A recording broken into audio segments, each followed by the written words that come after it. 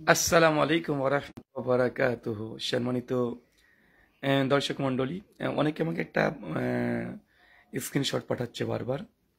বাংলাদেশের একজন বক্তা আছে আরিফ বিন হাবিব, উনি মানে মাহফিল শেষে সম্মিলিত মোনাজাতের পক্ষে একটা দলিল পেশ করেছেন। তো এই দলিলটার হালাত কি, অবস্থা কি, এটা জানার জন্য অনেকে দেখছি মেসেজ করছেন। তো যাই হোক, তারপর আমি তার পেজে গিয়ে দেখলাম যে হ্যাঁ, উনি আসলে পোস্টটা করেছেন।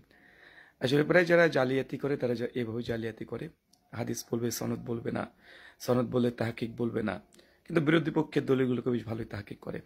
আসলে তিনি যে হাদিসটা দিয়েছেন সেটা হচ্ছে হাবিব বিন মাসলামান ফিহরি রাদিয়াল্লাহু তাআলা আনহু, একজন বিখ্যাত সাহাবী। তার রিওয়ায়াত পেশ করেছেন তাবরানী আল মুজাব কাবির থেকে, হাদিস না 3536, এবং হাকিমের 5478 নম্বর হাদিস থেকে দলিলটা পেশ করেছেন। তো এখানে যেটা দেখলাম এই হাদিসের মধ্যে অনেকগুলো সমস্যা আছে। প্রথমত এটা যে মাজলিস শেষে সম্মিলিত মোনাজাতের দোয়া, না, এ কথা উল্লেখ নেই। দ্বিতীয় কথা, এটা যে ফরজ নামাজের পরে সম্মিলিত মোনাজাত, তাও নেই। তো এখানে জাস্ট আছে হাবিব বিন মাসলাম আল ফেরি রাদিয়াল্লাহু তাআলা আনহু বলেছেন যে আল্লাহ রাসূল আমাদেরকে জেনেছেন যে কোনো কোনো জামাতবদ্ধ হয়ে কেউ যে দোয়া করে তাহলে আল্লাহ সুবহানাহু ওয়া তাআলা সেই দোয়াটা কবুল করে। দেখেন তিনি এখন আমভাবে নিয়ে এটা খাসভাবে বলে দিচ্ছেন যে এটা মাহফিল শেষে হতে এই হাদিসের আলোকে করা যাবে, এমনটাই বলছে। তো আসলে তাহলে তো এইভাবে তো সব জায়গাতেই তো এই দোয়া করা যাবে। বেদাতি সুন্নি যারা আছে তারা জানাজার শেষে, মানে জানাজার নামাজের পরে তারা সম্মিলিত মোনাজাত করে, তাতে এগুলো দলিল পেশ করে। এগুলোই মানে জানাজার শেষ হয়ে মাটি দেওয়ার পরে তো করেই, কিন্তু সুন্নি বেরলবিদের আমল হচ্ছে তারা জানাজা করার পরেও তারা সঙ্গে সঙ্গে মোনাজাত করে এই দলিলটাকে ব্যবহার করে। তো এই দলিল ব্যবহার করে তো মানে সব জায়গাতেই লাগিয়ে দেওয়া যাবে, তাই না? কেউ যদি বলে দেখেন বাথরুম ঘরে ঢোকার পূর্বে তো দোয়া আছে, এখন এই দোয়া যেহেতু বাথরুম ঘরে ঢোকার পূর্বে দোয়া আছে, তাই আর এই হাদিসকে আমি নিলাম, নিয়ে বললাম যে সম্মিলিত মোনাজাত করলে আল্লাহ নবী বলছে দোয়া কবুল হয়। তো সবাই মিলে এখন বাথরুমে ঢোকার সময় দোয়া করবেন।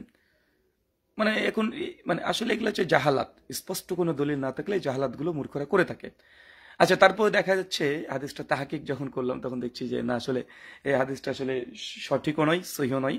হাদিসের মধ্যে ইনকেতা আছে, সনদ বিচ্ছিন্নতা ঘটেছে, আর মুকাল্লিদ একটু নেটওয়ার্ক প্রবলেম হয়েছিল। তো যাই হোক, এই হাবিব বিন মাসলাম আল ফিহরি বিখ্যাত একজন সাহাবী, তিনি মৃত্যুবরণ করেছেন 42 হিজরিতে। তার ওয়াফাত মারিফাতুস সাহাবা রাবি নাম্বার 2150-এ পেয়ে যাবেন। আর যিনি রিয়াদ করছেন সাহাবী থেকে, তিনি হচ্ছেন ইবনু হুবাইরা, আবু হুরায়রা নয়, ইবনু হুবাইরা। তিনি 41 হিজরিতে তিনি জন্মগ্রহণ করেন আর 126-এ মৃত্যুবরণ করেন। ইবনে হাজারের তাকরিবুত তাহাজিব দেখবেন 3678 নম্বর, তাহাজিবুত তাহাজিব রাবি নম্বর 121-এ। তার মানে আমরা এখান থেকে যেটা বিষয়টা আমরা বুঝতে পারলাম, এখানে ইবনু হুবাইরা ইনি একজন তাবেয়ী, তিনি বর্ণনা করছেন কার থেকে? হাবিব বিন মাসলাম আল ফিহরি থেকে। হাবিব বিন মাসলাম আল ফিহরি একজন সাহাবী, তিনি মৃত্যুবরণ করেছেন 42 হিজরিতে। আর এই তাবি যিনি জন্মগ্রহণ করছেন 41 হিজরিতে। তো যখন ইনি জন্মগ্রহণ করছেন, মানে মৃত্যুবরণ করছেন সাহাবী, তখন তার বয়স মাত্র 1 বছর। তো 1 বছর একজন ব্যক্তির কাছে হাদিসটা কিভাবে বর্ণনা করলো, এটা কি বিশ্বাসযোগ্য হয়? এটাকে বলা হয় সনদের মধ্যে ইনকেতা আছে, সনদের মধ্যে বিচ্ছিন্নতা ঘটেছে। এই হানাফি দেওবন্দি বেরলবিদের প্রত্যেকটা দলিলই ইনকেতা বিচ্ছিন্ন। কেন এর আগে দেখেননি ওই আলী হোসেন ওসামার সঙ্গে ডিবেটের সময়তে ওখানেও ইনকেতা সনদ বিচ্ছিন্ন দলিল পেশ করে। এরা ছেঁড়া চেন নিয়েই ব্যস্ত থাকে, সবসময় লোহার চেন, ছেঁড়া চেন, এগুলো নিয়েই মানে ব্যস্ত থাকে। গোল্ডেন চেনের মর্ম এরা বুঝবে না, তাই এদের সঙ্গে আলোচনা করাও মানে অনর্থক। শেষ পর্যন্ত বলবে দেখেন যে হাদিস জয়ীফ হোক হাদিস ইনকেতা হোক, কোনো সমস্যা নেই, যেহেতু উম্মত গ্রহণ করে নিয়েছে তাই এটা এখন সহি।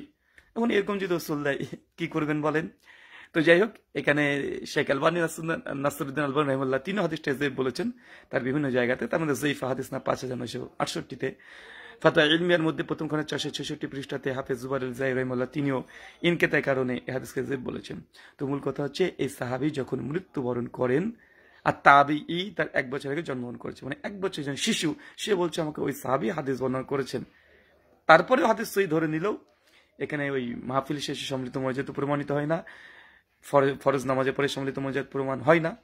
আর যদি বলেন এটা আম হাদিস, এটা আম হাদিস, সব জায়গাতে করা যাবে, তাহলে বাথরুম ঘরে ঢোকার সময় সবাই মিলে দোয়া করেন, এটাই দলিল। মসজিদে ঢোকার সময় সবাই মিলে সম্মিলিত দোয়া করেন, এটাই দলিল। আরিফ বিন হাবিবকে বলবো স্ত্রী সহবাসের তো একটা দোয়া আছে, তাই না? ওই স্ত্রী সহবাসের সময় স্ত্রী সহবাসকে করার সময়তে এই দলিলটা বানিয়ে গোটা গ্রামের প্রতিবেশীর মানুষকে ডেকে সম্মিলিত মোনাজাত করে তারপরে সহবাসে যাবেন। এটা মনে হয় ভালো হবে, এই হাদিসের প্রতি আমল হবে তাহলে। কারণ হাদিস তো আমকে খাস জায়গাতে যদি দিয়ে দেওয়া হয় তো দেন, স্ত্রী সমস্যার সময়তেও দেন। ধন্যবাদ সকলকে, শুকরান। আসসালামু আলাইকুম রহমতুল্লাহ।